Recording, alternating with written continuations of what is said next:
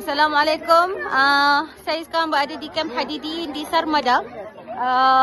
Yang ni baki tak ramai dah. Tadi ada ramai dah beratur dan kita dah mula agihkan bantuan.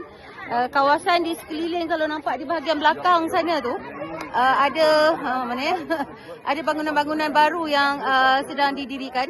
Namun mereka ni masih lagi tinggal di dalam kemah. Keadaan di sekeliling tidak begitu bersih bagi mereka, air bertakung, tidak ada fasiliti. Ini keadaan ramai lagi mereka yang berada di kawasan utara Syria ni, walaupun dia telah bebas, walaupun ramai dah mula kembali ke kampung halaman mereka, namun masih ramai lagi yang tinggal di dalam kem-kem seperti ini.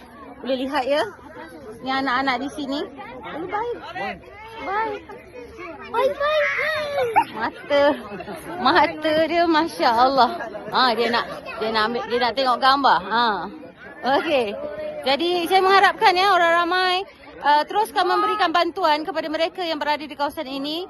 Mereka masih lagi ternanti-nanti, malah kedatangan kita disambut dengan begitu meriah sekali sebab dah lama tak datang, tak dapat bantuan, dan mereka mengharapkan bantuan Ramadan kali ini insya-Allah.